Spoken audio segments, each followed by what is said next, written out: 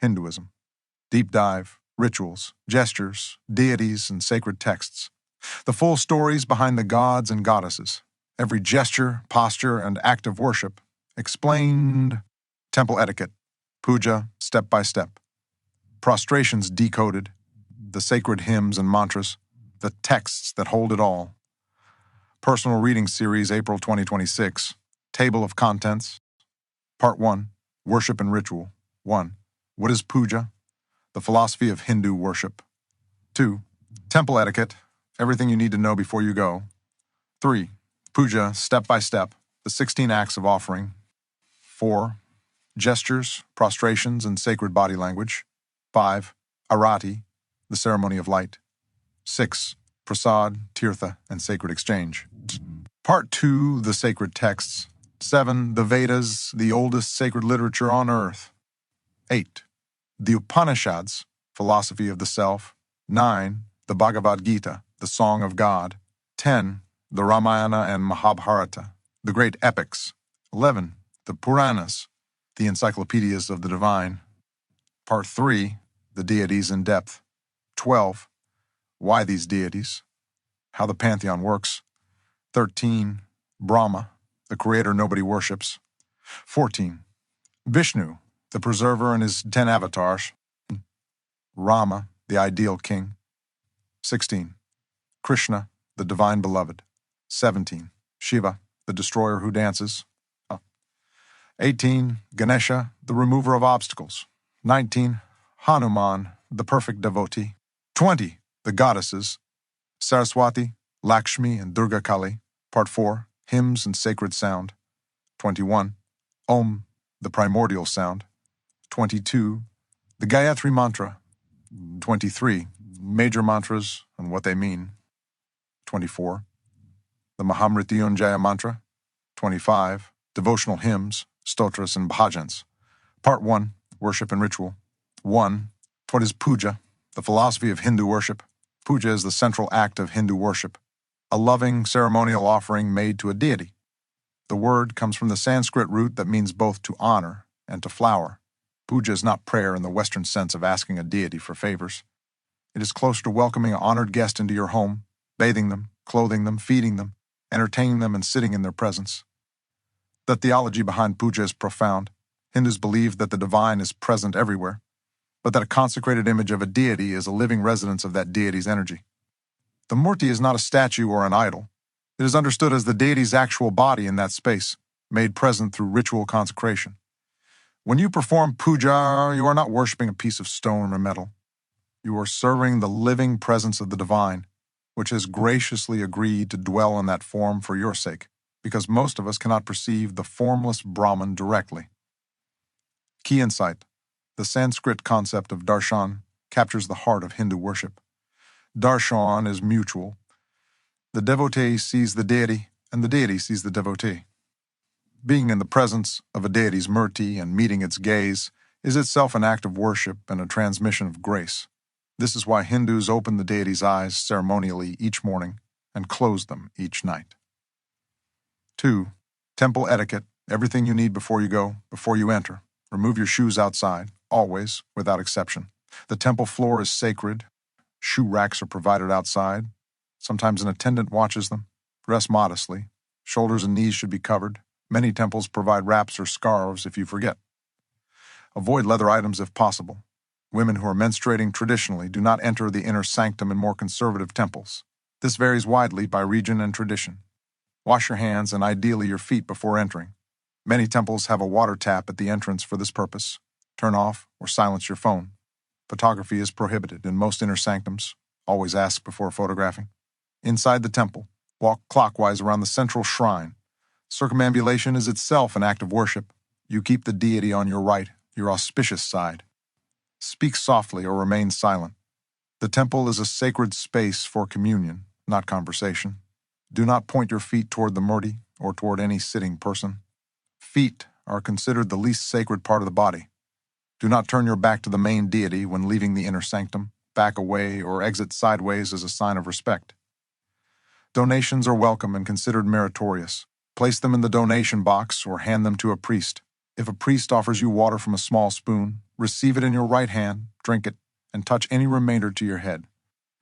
This water has touched the deity and is considered supremely purifying. If you receive prasad, receive it with both hands, or the right hand only, not the left. At the shrine, stand or kneel in front of the murti with your hands folded at your heart or forehead. Ring the bell if present. The sound purifies the space and signals your arrival to the deity. If the priest performs arati, hold both hands over the flame briefly and then touch your eyes and forehead. You are receiving the deity's warmth and light into yourself. You may bow your head deeply. Full prostration is appropriate and deeply respectful, explained in detail in the next chapter. If you're not Hindu, non-Hindus are welcome in most Indian temples. Observing respectfully, dressing appropriately, and participating in gestures like Anjali Mudra and receiving prasad is generally welcomed and appreciated. You are not required to believe in the theology to show respect. 3. Puja step by step, the 16 acts of offering.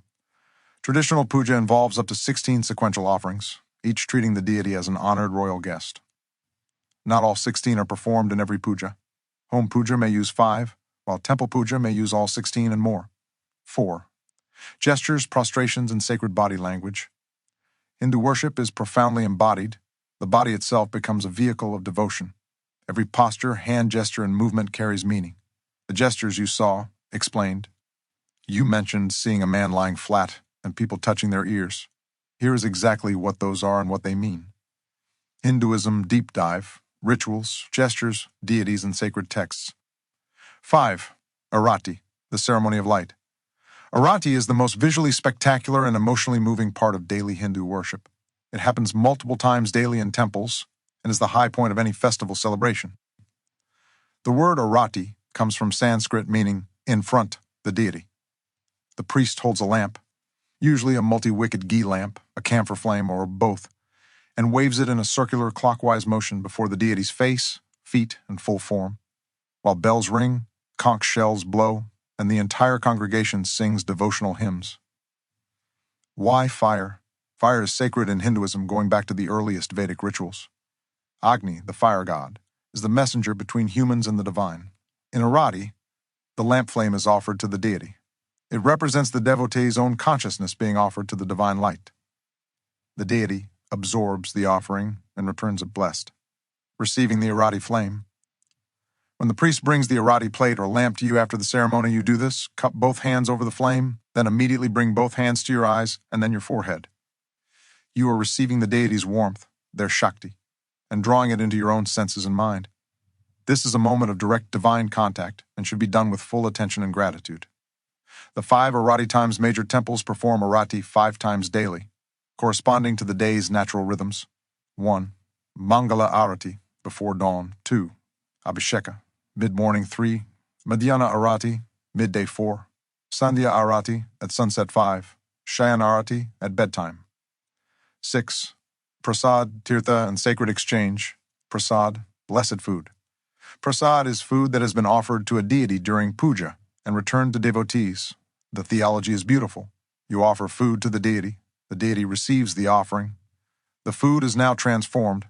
It carries the deity's blessing and is no longer ordinary food, but grace made edible. Common prasad includes sweets, fruit, coconut, and tulsi leaves. Always receive prasad with your right hand or both hands together. Never refuse prasad. Doing so is considered disrespectful. If you have dietary restrictions, receiving a small piece and touching it to your forehead before setting it aside is acceptable. Tirtha, sacred water. Tirtha literally means crossing place or ford. It refers both to sacred pilgrimage sites and to sacred water used in ritual. After certain temple rituals, a priest pours a small amount of water into your cupped right hand. You drink it and touch any remainder to your head. This water is considered the most potent purifier. It has touched the divine. 7. The Vedas, the oldest sacred literature on earth. The Vedas are Hinduism's most sacred scriptures, considered Shruti, that which was heard, meaning they were not composed by human authors but revealed directly to ancient seers in deep meditative states. They were transmitted orally with extraordinary precision for thousands of years before being written down. Modern scholars date the oldest layer to approximately 1500 to 1200 BCE, though the oral tradition is older. The 4 Vedas. Rig Veda, knowledge of praise. Contents, 1,028 hymns to the deities, organized into 10 books, primarily hymns to Agni, Indra, Varuna, Surya, and Soma. Written in archaic Sanskrit that even modern Sanskrit scholars find challenging. Famous for the Purusha Sukta, the Nasadiya Sukta, and the Gayatri Mantra. Samaveda, knowledge of melodies. Contents, largely drawn from the Rig Veda but set to musical notations. It is Hinduism's book of sacred song, the world's oldest surviving musical text. Contains the melodies used by the Udgatar priests during Soma sacrifices. Famous for, the musical tradition it established became the foundation of Indian classical music. Yajurveda, knowledge of sacrifice. Contents, prose and verse formulas used by the Advaryu priests during Vedic rituals. More practical in nature, a manual for performing the elaborate sacrificial ceremonies that were central to Vedic religion. Divided into Krishna and Shukla versions. Famous for the Shatarudriya, a powerful hymn to Shiva still chanted in Shiva temples today. Atharva Veda, knowledge of Atharvan. Contents distinct from the other three, more concerned with everyday life. Contains hymns for healing, protection against evil spirits, love magic, curses, and the arts of governance. Reflects the religious world of ordinary village life rather than royal sacrifice. Famous for hymns on medicine, plants as healers, and early metaphysical speculation that influenced later Upanishadic philosophy. 8. The Upanishads, philosophy of the self. The word Upanishad means sitting near, as in sitting at the feet of a teacher to receive secret knowledge. These texts represent the philosophical summit of the Vedic tradition and form the basis of Vedanta, Hinduism's greatest philosophical school. There are 100 Upanishads. 13 are considered principal and have been commented upon by the greatest Hindu philosophers. They were composed between approximately 800 to 200 BCE. The 13 principal Upanishads. 9. The Bhagavad Gita, the Song of God. If Hindus could only keep one text, most would choose the Bhagavad Gita. Embedded in the Mahabharata, it is a 700-verse dialogue set on the battlefield of Kurukshetra moments before the greatest war in Hindu mythology begins. The setup. The warrior Prince Arjuna surveys the two armies and sees his teachers, cousins, uncles, and friends on both sides. He collapses in grief and refuses to fight. His charioteer, Krishna, whom Arjuna doesn't fully recognize as God, begins to speak. What follows across 18 chapters is the most comprehensive statement of Hindu philosophy ever given in narrative form. The 18 chapters. Overview. Better is one's own dharma, though imperfectly performed, than the dharma of another well performed. Gita 3.35. 10. The Ramayana and Mahabharata epics, the Great. The Ramayana, written by the Saj Valmiki in approximately the 4th to 2nd centuries BCE, the Ramayana tells the story of the ideal king, the ideal wife, the ideal brother, and the ideal devotee, all tested to their absolute limits. The story. Prince Rama, eldest son of King Dasharatha of Ayodhya and an avatar of Vishnu, is exiled to the forest for 14 years through a court intrigue involving his stepmother's jealousy. He goes willingly, accompanied by his devoted wife Sita and his inseparable brother Lakshmana. In the forest, Sita is abducted by Ravana, the 10-headed demon king of Lanka, who is obsessed with her. Rama assembles an army of monkeys, led by the monkey god Hanuman, builds a bridge across the ocean to Lanka, and wages an epic war to rescue Sita. Ravana, despite his great power, is defeated because he has abandoned Dharma. Rama and Sita return to Ayodhya to thunderous rejoicing. The people light lamps to welcome them home, which became the festival of Diwali. Why it matters. The Ramayana is not merely a story, it is a dharmic manual. Rama represents the ideal son, the ideal king, and the ideal man, one who chooses duty over personal happiness at every turn. Sita represents feminine strength, fidelity, and dignity. Hanuman represents perfect, selfless devotion. These characters are role models studied and revered across India, Southeast Asia, and the diaspora. There are over 300 versions of the Ramayana across Asian cultures. The Mahabharata. At approximately 1.8 million words, the Mahabharata is the longest epic poem in human history, 10 times the length of the Iliad and Odyssey combined. Its own declaration, what is here is elsewhere, what is not here is nowhere. The story. The Mahabharata tells the story of a catastrophic succession war between two branches of the Kuru dynasty, the 5 Pandava brothers, and their 100 cousins, the Kauravas, led by the proud Duryodhana. The Pandavas are repeatedly cheated, exiled, and humiliated. Their shared wife Draupadi is publicly disgraced when Duryodhana attempts to disrobe her. Krishna miraculously provides endless cloth to protect her honor. Gestures, deities, and sacred texts. The war at Kurukshetra lasts 18 days and destroys almost an entire generation of warriors. The Bhagavad Gita occurs on day 1, when Arjuna refuses to fight. The Pandavas ultimately win, but at enormous cost. Yudhishthira is crowned king. The text ends with the entire dynasty ascending to heaven. Why it matters. The Mahabharata's genius is its refusal of easy answers. Its characters are morally complex. The good Pandavas lie, cheat, and make terrible choices. The villain Duryodhana is in some ways the most honest character. It explores Dharma not as a rule book, but as something you must discover in impossible situations. It remains the world's greatest exploration of the relationship between duty, truth, justice, and power. 11. The Puranas divine, the encyclopedias of the Puranas are 18 major texts, composed between approximately 300 to 1200 CE. They are encyclopedic in scope, covering cosmology, genealogies of gods and kings, mythology, geography, pilgrimage sites, festivals, rituals, philosophy, and ethics, told through thousands of interwoven stories. The Puranas are why ordinary Hindus know their mythology so richly. While the Vedas were restricted to initiated priests and the Upanishads required philosophical preparation, the Puranas were designed for everyone, told by storytellers at temples and festivals. They brought the gods to life for farmers, merchants, women, and children across the subcontinent. The 18 major Puranas. Hinduism, deep dive, rituals, gestures, deities, and sacred texts. 12. Why these deities? How the pantheon works. The 33 million gods of Hinduism is not 33 million separate deities. It is an expression of the infinite ways in which Brahman can be perceived, experienced, and worshipped. The original Vedic number was Trayastrimsha, 33, referring to 8 Vasas, 11 Rudras, 12 Adityas, and 2 Ashvins. The number expanded metaphorically to mean countless. In practice, most Hindus have a chosen deity, one form of the divine they feel most connected to, while respecting the entire pantheon. Certain deities became dominant for specific reasons. Sectarian tradition, Vaishnavism, Shaivism, and Shaktism are the 3 major sectarian streams, each treating their deity as supreme. Regional culture. Certain deities became associated with specific regions. Jagannath in Odisha Murugan and Tamil Nadu Vithal, in Maharashtra Kamakya in Assam. Philosophical role, Brahma creates, Vishnu preserves, Shiva destroys. The Trimurti represents the 3 fundamental cosmic functions. Accessibility, Ganesha is worshipped first in all rituals. He removes obstacles.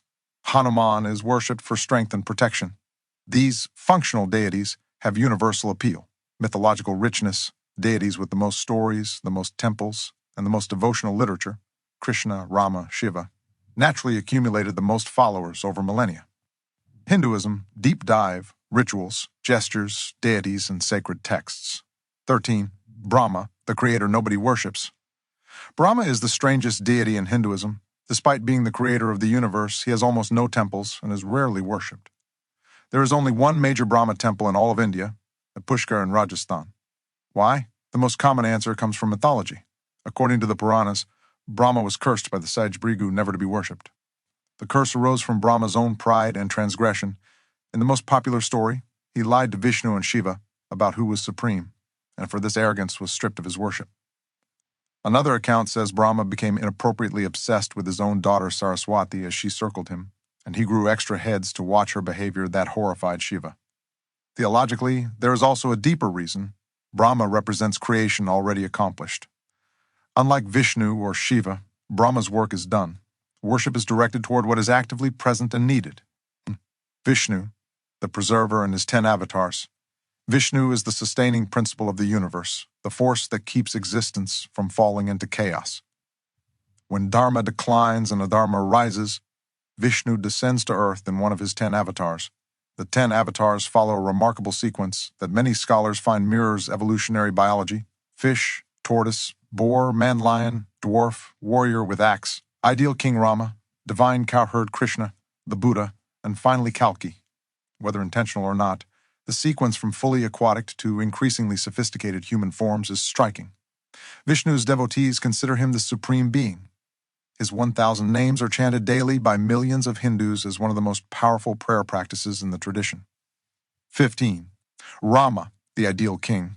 Rama is called Maryada Purushottama, the best of men who upholds the limits of Dharma. His life story is essentially a dharmic exam. At every turn, he is asked to sacrifice personal happiness for duty, and he always chooses duty. He accepts 14 years of forest exile without complaint. He wages war not for conquests, but to rescue Sita and punish Ravana's adharma. And, in his most humanly painful moment, he exiles his beloved wife Sita a second time after her rescue from Lanka, because his subjects doubt her purity, and a king must answer to his people, even at devastating personal cost. This act has troubled devotees and scholars for millennia. Was it right? The Ramayana does not give easy answers. Ramaraja is the Hindu ideal of a perfectly governed, righteous society. Gandhi invoked it as his vision for independent India. The festival of Diwali celebrates Rama's return to Ayodhya. Dussehra celebrates his victory over Ravana. His name, Ram, is chanted at Hindu funerals as the soul's passport into the next world. 16. Krishna, the divine beloved. Krishna is the most complex, multi-dimensional, and beloved deity in Hinduism. He is simultaneously the mischievous butter-stealing child who makes his mother laugh, the enchanting youth whose flute playing makes the milkmaids abandon everything to dance with him in the moonlit forest, the fearless warrior who lifts a mountain on his little finger, and the supreme teacher who reveals the entire cosmos to Arjuna. The gopis' love for Krishna is Hinduism's central metaphor for the soul's relationship with God, helpless, all-consuming, and completely beyond social convention. The poet Saint Mirabai declared Krishna her husband and spent her life composing and singing love songs to him, scandalizing her royal family and becoming one of Hinduism's most beloved figures. The story of Radha and Krishna, not found in the Mahabharata or early texts, but elaborated in the Gita Govinda and Bhagavata Purana, represents the most intimate form of devotion. Radha is not his wife, but his devoted beloved, and their love, full of longing, separation, and reunion, maps the soul's longing for and union with the divine. In the Bhagavad Gita, Krishna reveals himself as the source of all existence. I am the taste in water, the light in sun and moon, the sacred syllable Om in all the Vedas. At Arjuna's request, he reveals his Vishvarupa, the cosmic form in which Arjuna sees all of creation, all gods, all beings, all of time and space simultaneously. Arjuna is terrified and begs Krishna to return to his gentle human form. 17. Shiva, the destroyer who dances. Shiva is the most paradoxical deity in Hinduism, a study in sacred contradictions. He is simultaneously the great ascetic and the passionate husband, the destroyer of the universe and its greatest protector, the god of death who grants immortality, the outcast who wanders in cremation grounds and yet is worshipped as the supreme. His destruction is not malicious, it is necessary. Cosmology, creation, preservation, destruction, is an eternal cycle. Shiva's destruction clears the way for new creation. In his Nataraja, form one of the greatest works of Indian art, he dances the universe into and out of existence simultaneously, while his foot crushes Apasmara. Carl Sagan famously wrote that the Nataraja image is the most accurate scientific metaphor for the cosmic dance of matter and energy. The Shivalingam, a cylindrical stone form, usually black or deep gray, is the most common representation of Shiva in temples. It represents the formless, unmanifest aspect of Shiva, beyond all attributes, resting in the yoni, representing the union of masculine and feminine principles that generates all existence. Devotees pour milk, water, honey, and bilva leaves over the lingam in an act of loving worship. The story of Parvati and Shiva is one of Hinduism's greatest love stories. Parvati, daughter of the mountain king Himalaya, falls in love with the brooding ascetic Shiva, who is completely uninterested in marriage. Parvati takes up intense ascetic practice, standing on one leg, fasting, sitting amid 5 fires in summer, to prove herself worthy. Shiva is finally awakened, tests her, and is conquered by her determined devotion. Their union brings Ganesha and Kartikeya into the world. 18. Ganesha, the remover of obstacles. Before any puja, any Ganesha is the most universally worshipped deity in Hinduism business venture. Any journey, any new beginning, you pray to Ganesha first. He is the Lord of beginnings and the master of obstacles. He can remove them, or, if you are spiritually unprepared, Place them in your path for your growth. His origin story is one of Hinduism's most vivid. Parvati, wanting a guard who would be absolutely loyal to her, formed a boy from the turmeric paste she used for bathing and breathed life into him. She appointed him to guard her door. When Shiva returned from his meditations and tried to enter, the boy blocked him, not recognizing his own father. A furious Shiva had his attendants attack the boy. When the boy defeated them all, Shiva himself beheaded him in rage. Parvati was devastated and threatened to destroy the universe unless her son was restored. Shiva, realizing what he had done, sent his attendants to bring the head of the first living creature found sleeping with its head toward the north. They found an elephant. Shiva placed the elephant's head on the boy's body and breathed life back into him, declaring him the leader of all his Ganas, hence Ganapati. He also decreed that Ganesha must be worshipped first in all religious ceremonies. The broken tusk has its own story. Ganesha broke it off himself to use as a pen to write the Mahabharata, as the sage Vyasa dictated it, committing to transcribe the entire epic without pause. When his pen broke mid-sentence, he snapped off his own tusk rather than stop. This story makes him the patron of writers and scholars. 19. Hanuman, the perfect devotee. Hanuman is the most beloved deity for personal protection and devotional courage in all of Hinduism. He is the supreme example of selfless service and loving surrender. Born to Anjana and Kesari, with the wind god Vayu as his divine father, Hanuman was an extraordinary child. As an infant, he tried to eat the sun, mistaking it for a ripe mango. Indra struck him with a thunderbolt, injuring his jaw. The enraged Vayu withdrew the wind from the universe, threatening all life, until the gods restored Hanuman with divine boons, making him indestructible. His greatest moment comes in the Ramayana. When Sita is abducted to Lanka, it is Hanuman who leaps across the ocean, an impossible distance to find her and assure her that Rama is coming. He allows himself to be captured by Ravana and his tail set on fire. With his burning tail, he sets Lanka ablaze, then douses the flame in the ocean and returns to Rama. He later carries the entire Sanjivani mountain from the Himalayas to Lanka in one night. When Rama asks how Hanuman found the courage for all this, Hanuman tears open his chest to show Rama and Sita living in his heart. Where else would I get courage? This image, Hanuman with his chest open, revealing the divine couple within, is one of the most iconic images in all of Hinduism. It says, "True devotion internalizes the beloved so completely that no external difficulty can be feared." Hinduism, deep dive, rituals, gestures, deities, and sacred texts. 20. The goddesses Durga, Kali, Saraswati, Lakshmi, and Saraswati is the goddess of the flowing river of consciousness that becomes language, music, and all forms of creative intelligence. The sacred Saraswati River mentioned in the Vedas was believed to flow underground and invisible, a metaphor for the hidden current of divine wisdom that flows through all learning. Students pray to Saraswati before exams. Musicians dedicate their instruments to her and seek her blessing before performances. The festival of Vasant Panchami is her celebration. Students place their books and pens before her image for blessing. In the Vedic tradition, she is Vak, divine speech itself, the creative power through which Brahman projects the universe. In the beginning was the word, finds its Hindu parallel in Saraswati as the creative vibration of consciousness. Lakshmi is the goddess of all forms of prosperity, not just money, but inner richness, good relationships, health, spiritual abundance, and the grace that makes life beautiful. She is the most universally worshipped goddess in everyday Hindu life. Her origin story is among Hinduism's most spectacular. During the churning of the cosmic ocean, the gods and demons churned the primordial waters, using Mount Mandara as a churning rod and the serpent Vasuki as a rope, seeking the nectar of immortality. As the ocean churned, many divine treasures emerged, and then Lakshmi herself rose from the waters on a lotus, radiant, choosing Vishnu as her eternal lord. Lakshmi is understood to be fickle. She does not stay where there is arrogance, uncleanliness, or disrespect. She must be invited, honored, and maintained through gratitude, generosity, and ethical living. Diwali is her festival cleaned, lamps are lit, and she is invited to enter and bless the household. Homes are. The story of Durga and the buffalo demon Mahisha is told in the Devi Mahatmya, one of Hinduism's most important texts on the goddess. The demon Mahisha had conquered heaven through extreme austerities. He could only be killed by a woman, which he considered an impossibility and therefore a guarantee of immortality. The gods, defeated and humiliated, poured their combined power into a single point of concentrated divine energy from which emerged Durga, blazing with light, armed with the weapons of all the gods. She fought Mahisha's armies for 9 days. Mahisha transformed from buffalo to lion to man to elephant, trying to escape, but Durga finally pinned him and drove her trident through his chest.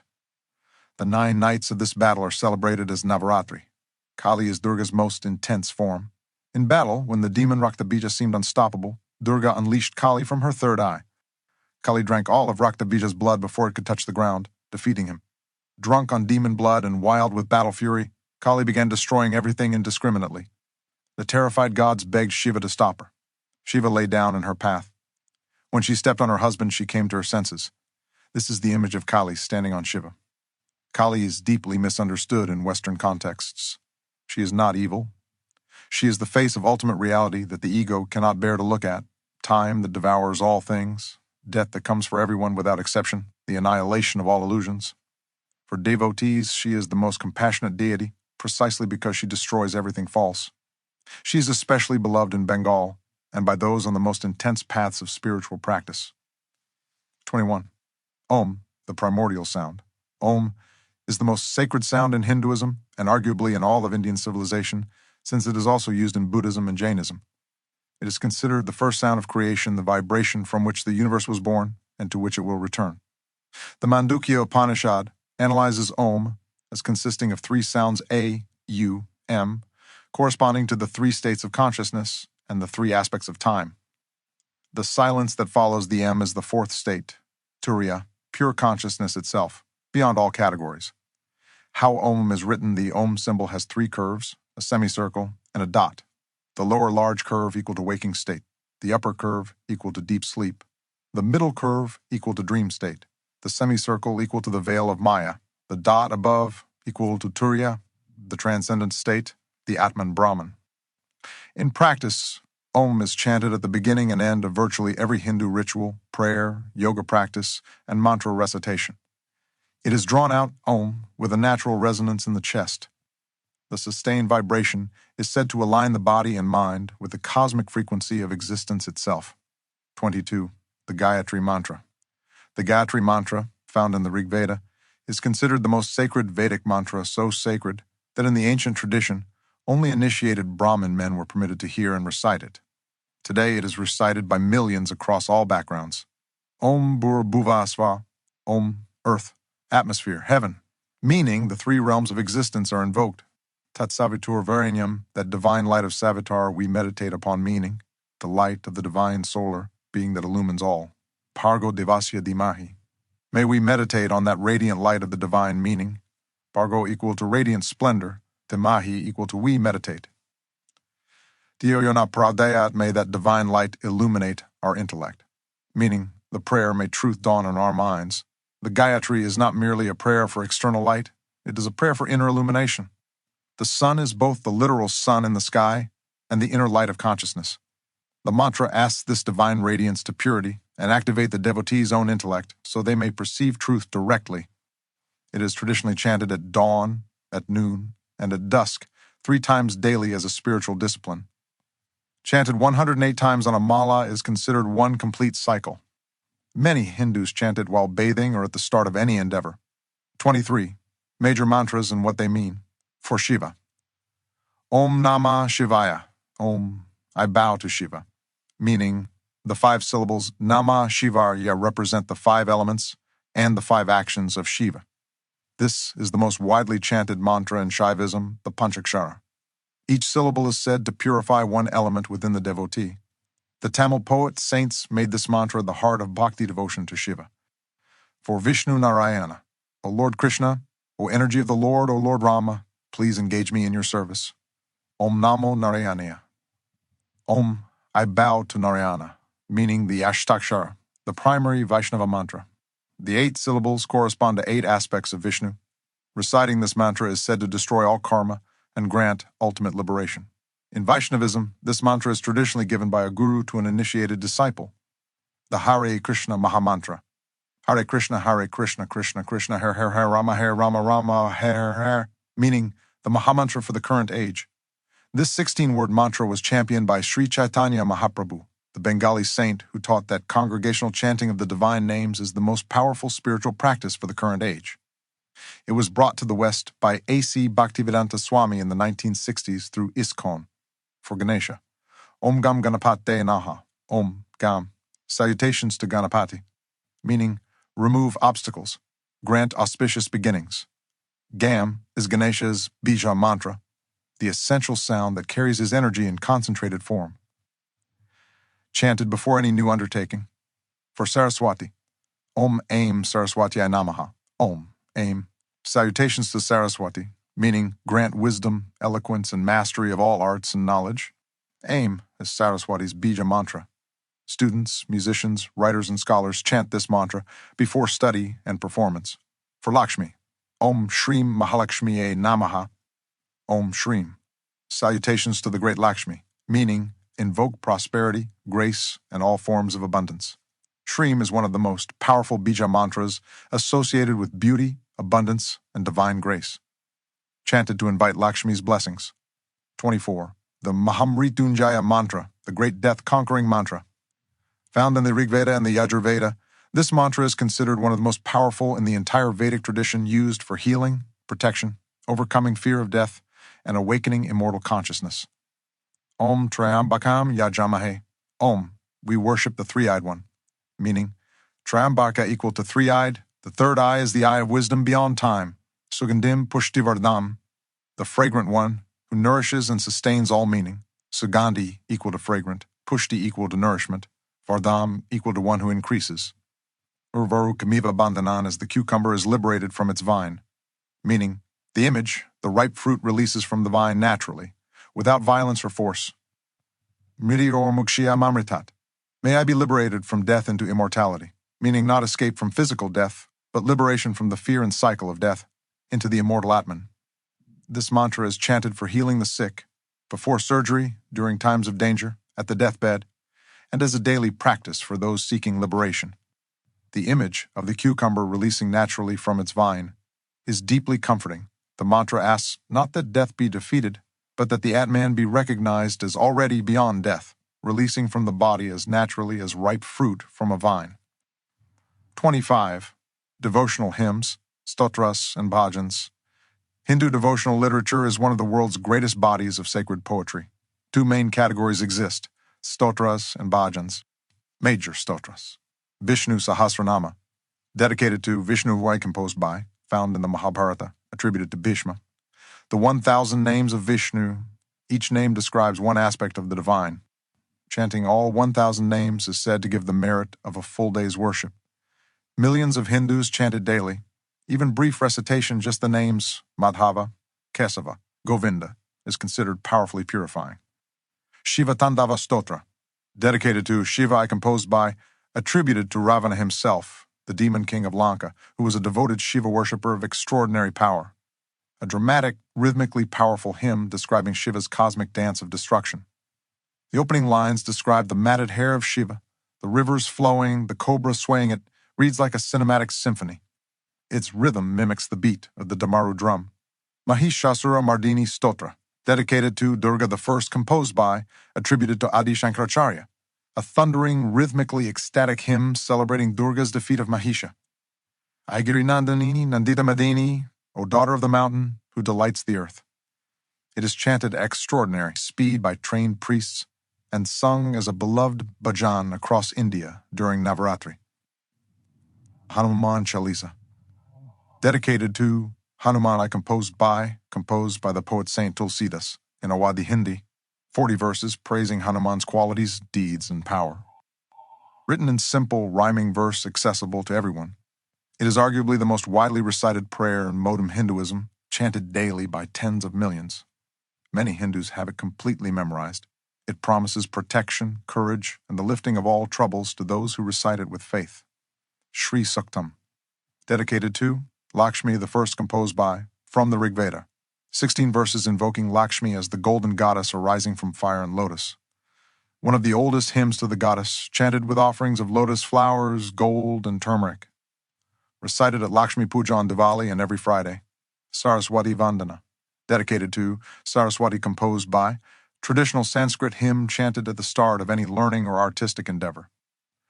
Yakundendu Tushar Haradavala, she who is as white as the jasmine, the moon, the snow, she who wears a white garland, let that goddess Saraswati protect me. Sung at the opening of schools, universities, and cultural events across India. The bhajan tradition. Bhajans are devotional songs in vernacular languages sung in groups or individually. The Bhakti poet, saints of the 6th to 17th centuries, transformed Hinduism by composing thousands of bhajans that anyone could sing, understand, and feel, regardless of caste, education, or ritual knowledge. Mirabai, Krishna, the princess who renounced royalty for Krishna. Her bhajans of desperate, joyful longing for Krishna are among most moving in world devotional literature. Kabir, the formless divine, a weaver mystic who challenged caste and religious division. I have been thinking of the difference between water and wave. The wave is nothing but water folded and unfolded. Tulsidas, Rama, composed the Ramcharitmanas, the Ramayana in Hindi, and the Hanuman Chalisa, made the Ramayana accessible to every Hindu, not just Sanskrit scholars. Tukaram Vithoba, a peasant farmer whose abhangas are the foundation of Maharashtrian culture. Poverty, loss, and divine love intertwine in his work. Andal, Vishnu, the only female Alvars, her Tirupavai, 30 songs, is sung every December morning and is considered one of the most beautiful expressions of bhakti. May your curiosity carry you deeper into this ancient and living tradition.